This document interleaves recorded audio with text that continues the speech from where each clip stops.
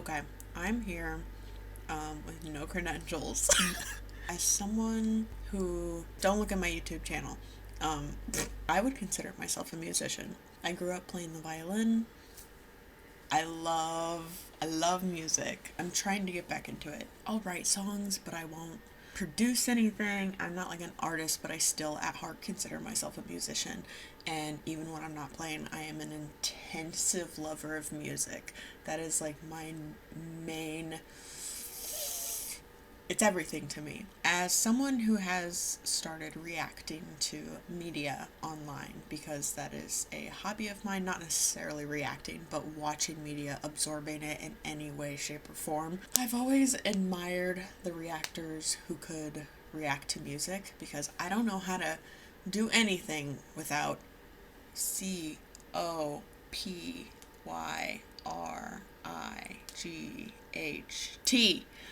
I don't know how to do that. Anyways, but I'm gonna be brave because I've heard lots of talk about this particular guy, REN. If you know the name, you know it. I've heard things about him in regard to his work is phenomenal. I've heard he's a wonderful storyteller. As someone who is a poet, who is a writer, I very highly value an artist who can tell a story. I've also heard he does live recordings as his music videos. And the final push for me, weirdly, is I didn't see the video of him reacting to it, but there is this YouTuber who I adore, the Black Speed. He's awesome. His commentary on music, he's great. And I was traveling for work. I was bored. I couldn't access literally anything on the hotel TV except YouTube, and I'm like, fuck it. I'm just gonna watch music videos with my boy, you know? And I saw Ren on there, and I was like, oh, I gotta check him out. The Black Speed reacted to it, and in the title it said magnum opus. It's like, is this his magnum opus? And I was like, is this his best work? You know, I gotta just dive in, you know, because I had nothing else to do. Like, I'll wait. I'll like give myself something to look forward to the weekend because I had no plans. My friends got sick. My date got canceled. So I'm like, fuck it. Why not? But yeah, I'm going to react to this. I have never reacted to music before.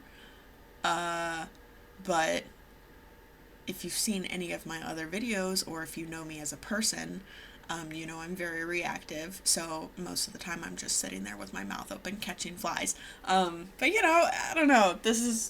Anything I do on here is mostly for me. So I'm excited. I saw that there is a continuation of like a series of stories he's telling. I think it said neurodivergent. I'll have to look at it again. But as someone who is very experienced firsthand with being disabled and someone who has struggled with psychiatric conditions for the majority of their life, not I'm they, them, and myself, in general, you know, I've also heard that Ren is a huge advocate for people with physical health issues, disabilities, and mental health issues, which is something that I really value in people with platforms in the way that they try to destigmatize things. So, the push has come to shove. I hope I cut that because that's really embarrassing. Anyways, we're gonna do this. Oop. So, it's this Peak Ren, the money game. He has so much work that I'm just gonna have to dive into.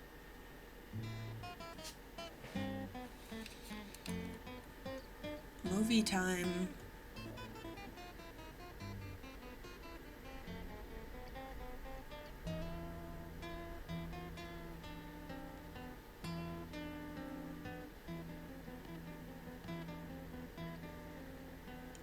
Sorry, what is he wearing? He's wearing a fucking Huskers. What? Is that real? No way. I thought he was British. That doesn't mean anything. My dad's from Omaha, so my family is full of Huskers fans. So that just like, okay, I don't care about the Huskers. But you already got a thumbs up from me, brother. I was doubting myself for a second.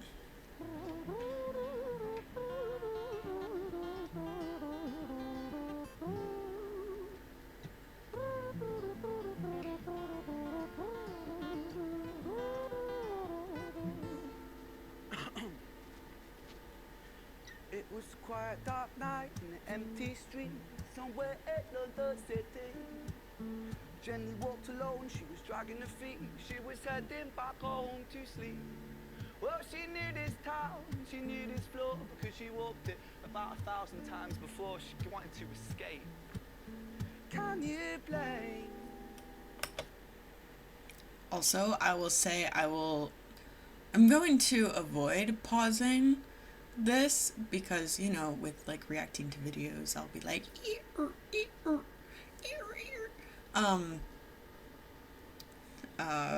anyways, but I'm gonna try and watch this in full to like get the full experience because I hear it's like I said, live theater, and you can't pause live.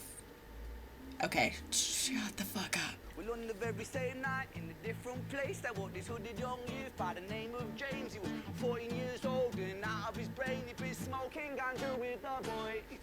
James, he grew up to be a kid of the street. His mates called him Screech. He was quick on his feet. He was a liar, a thief. At 14 years old, the devil had set his sights on his soul. As Jenny walked home all alone, she felt scared.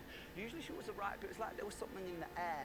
A divine intervention telling her to beware, maybe intuition bugging her and making her so scared. Sirens sound in the distance to the beat of Jenny's feet.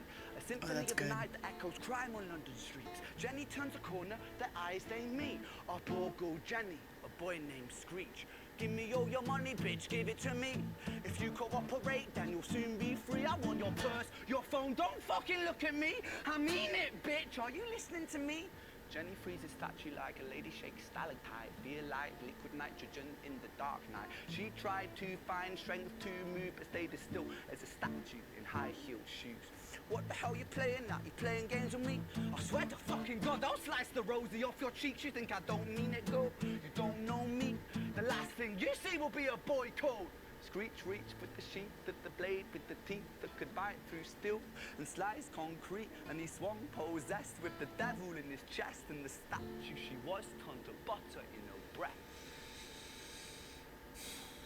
It was a quiet dark night in an empty street somewhere in London City. I'm sorry, that's good. Street, somewhere in London City. Jenny lay still on the cold concrete. She's found somewhere to sleep. Well, she knew this town, she knew this floor, 'cause she'd walked it about 1,000 times before. I guess that she escaped. It's such a shame.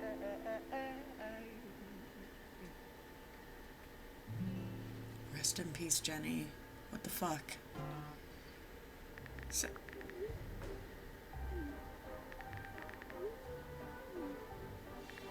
are you fucking kidding? Oh, the skip button's here. Scene change. So this was split in chapters, I guess. So this is the tale of Screech. Whoa, Screech got a long tail. What about my girl Jenny?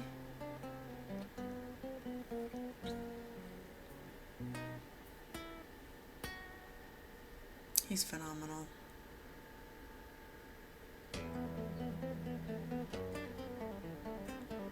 Sold. I love how he's descending.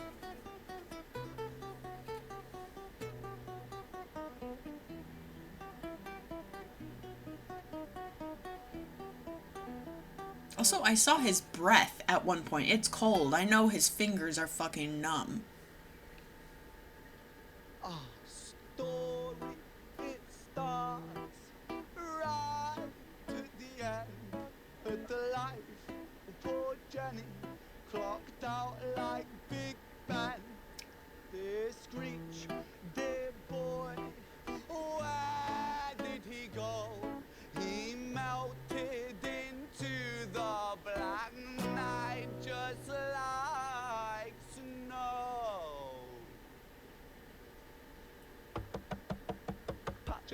Let me in, please open the door. I think I fucked up Patrick. Oh, this is good. Man, Okay. knock, man. Okay, I said I wasn't gonna pause it. Fuck, this is good. Okay, first off, his voice is really, it's fun. It's fun. It's unique. How he's playing his guitar versus how he sings. He's someone who clearly transcends multiple genres, which I love. I love me a mashup. I love me some hybrid works. There are people who are musicians who sing songs. There's musicians and then there's storytellers. He's a fucking storyteller. Not only are we watching him, but I'm envisioning things in my head in this scene. Couple streets down, I'm like imagining Jenny, some young woman or young girl, I don't really know, because he said James is 14. She could be a woman. I don't know. I just assumed they were like both teens. Actually, maybe this is me just reading into it, but kind of the picture that was painted, I was kind of imagining, like, I know I said teens, but now that I'm thinking about the high-heeled shoes and walking those streets 1,000 times before, I don't know, is she like a working woman? I don't know. But I was originally imagining them to be teens, so now I'm just like thinking, I don't know. Who knows?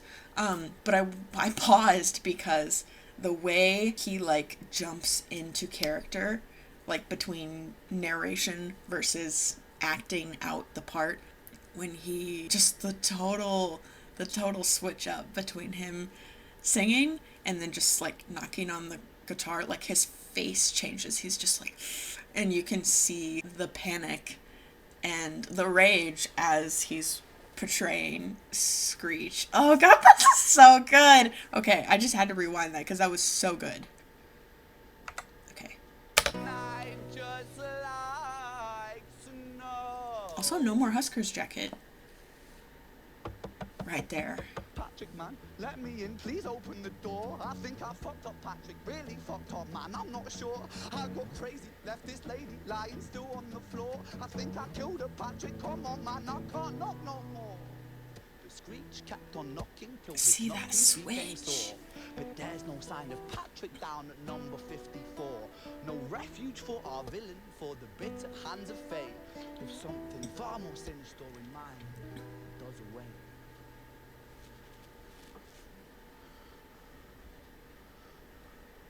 See, now he's Screech again. I can see that. It's like... Hey, babe, you in? No, nothing really, I'm just a bit tired, listen. Can I swing around yours for a few moments? I just really miss you, babe. What the fuck do you mean you're busy? You fucking bitch! For fuck's sakes! Man, he switches so fast. Ah, see! Siren sounds approaching like a banshee in the night. The shrill cry of justice cutting like the sharpest knife. But Screech was never one to run, not one to miss a fight. One hand upon his blade, he turned to face the blue lights. Come on then, you fucking cunts, let's fucking have you then. I am Screech, I'm the boss, I'm the ender of men. You think that uniform you're wearing means that you own these streets? These are my fucking streets, and they call me fucking Screech. Richard was an office officer, that's 6 foot 3. Working London on the night shift, what he didn't think he'd see was a boy running at him like an animal possessed. With no time to hesitate, he fired 4 bullets at Screech's chest.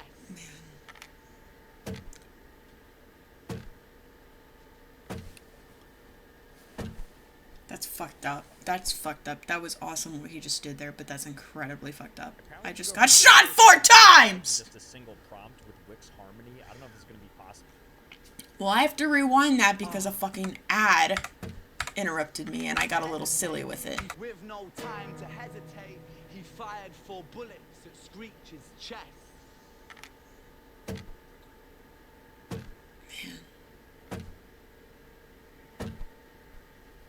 The camera work, too, is fucking phenomenal. Our story, it ends right to the start. Young Screech and poor Jenny lying 1 street apart. An officer shaken by the boy that he claimed. Two bodies lay lifeless, and it's such a shame. It's such a shame.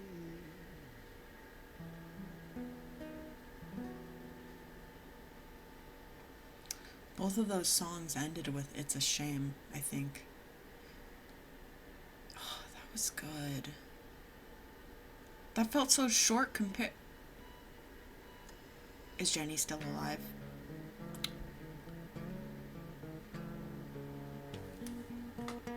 Oh. Wait, The Tale of Jenny and Screech. Who's Violet? Oh, yeah, no one. I replayed that too. The gunshots. Okay, Violet's Tale. She's not mentioned in the title, so she fits in here somewhere. Let's see where.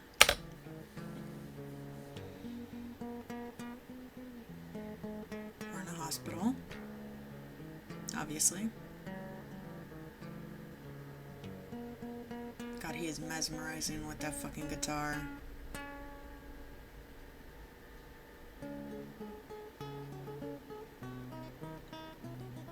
Yeah.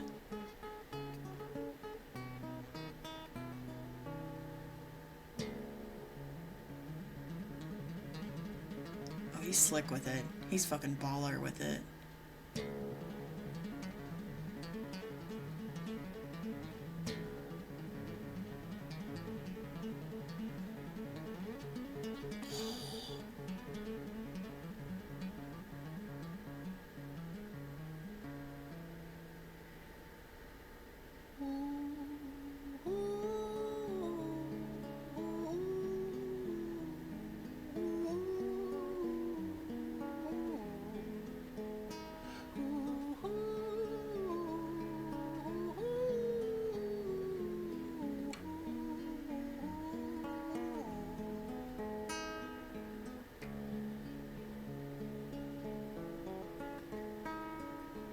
London City, far from pretty, 2005. A lady down in Paddington is fighting just to stay alive.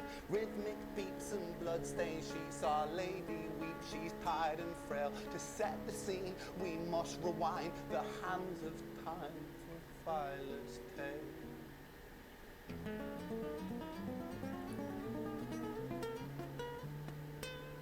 Oh, he's awesome. I'm so glad I finally watched this. Thank you, The Black Speed. You encouraged me.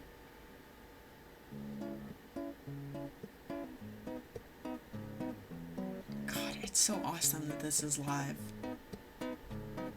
Violet was a silent girl, grew up with violent stars. Her mother was a drinker and her father was a bastard.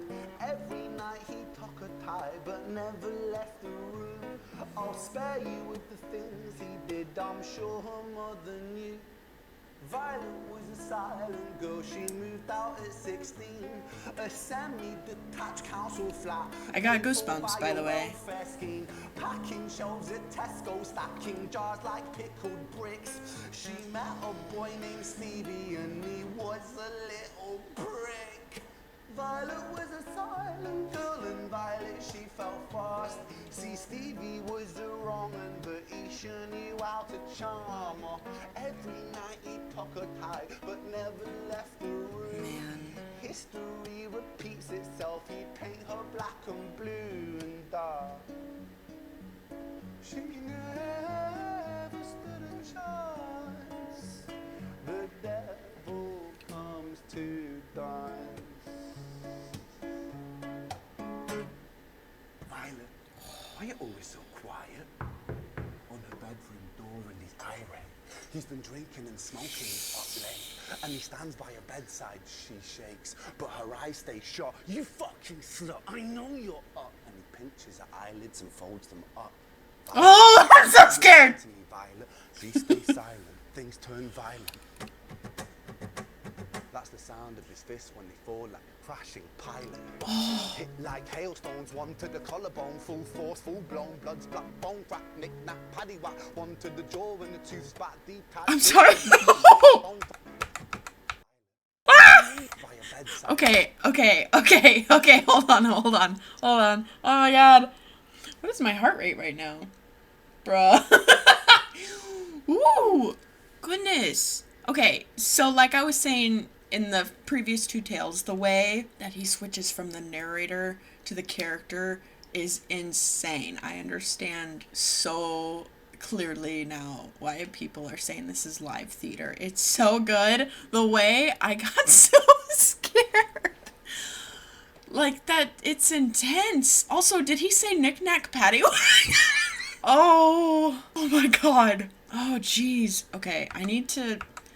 This was the moment where I like felt my like to get nervous, and also where the stairwell scene, I almost cried. Like she never stood a chance. Stop it. Oh, he's a fucking storyteller. I'm so sorry. I wasn't planning on pausing. Wow. Okay. This. History repeats itself, he paint her black and blue and dark. She never stood a chance. The devil comes to dance. This fucking switch up here is so scary. Violet, why are you always so quiet? On her bedroom door and his iron. He's been drinking and smoking, he's up late. And he stands by her bedside, she shakes, but her eyes stay shut. You fucking slut, I know you're up. And he pinches her eyelids and folds them up. Violet, why are you lying to me, Violet? She stays silent, things turn violent. That's the sound of his fists when they fall like a crashing pilot. Fuck. Hit like hailstones, one to the collarbone, full force, full blown, blood's black bone crack, knick-knack, paddywhack, one to the jaw and the tooth spat, detached, fist connects and disconnects a bone. A quick deflect to misdirect the blow, but nonetheless his punches met her throat. Such a mess, he's left her bruised and broke. Violet, why you always so silent, Violet? Why you such a little liar, Violet? Do you think I want to do this, Violet? In character, she stays silent. Well, say something, Violet. Silence. Fucking say something, Violet. Silence. No! Wait. Say something, Violet. Is everybody in this story gonna end Not up one dead? word. She stays quiet.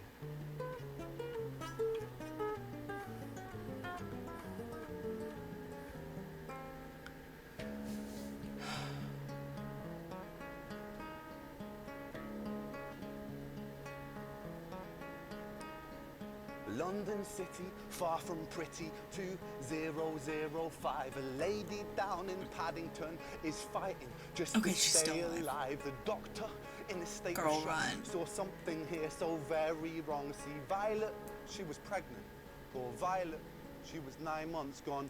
Turning to the doctor, Violet broke her silence and she cried, if I'm to die right here tonight, please let my baby stay alive. The doctor soon regained composure, called the surgeon to come in. As Violet's world turned to black, the curtains closed, the lights went dim. In London City, far from pretty, 2005. A lady down in Paddington just lost the fight to stay alive.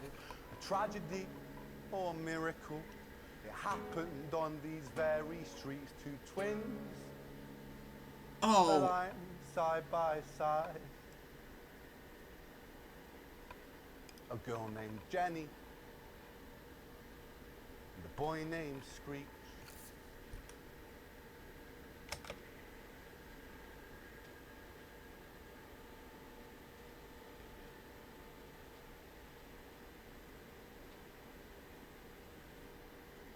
Oh.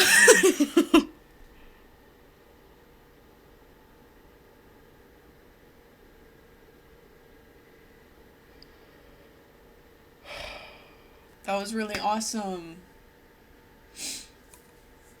Thank you so much. I love it.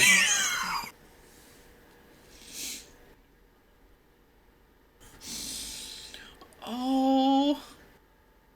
Now I really actually have to watch the Black Speed's reaction to that because I love everything he says. He's so fucking goated, and I know he's gonna do a phenomenal deep dive into that. He's gonna go over it and over it because he's so fucking clever, and I feel like after this video ends, I feel like I'm gonna have to rewatch it again. Obviously, I'm going to rewatch it again because that was so fucking moving, but like, that's just like fucking transgenerational cycle of abuse right there, just depicted so perfectly. Separated by the fucking foster care system. I guess it's not really any better in the UK than it is here, because kids will be put in rooms in houses. They'll be housed, and there are people there. I don't know how they don't like assess these situations right. Like, you would think these people who are placing children in foster care are going to be so attuned to who may be a predator. Like, you would, but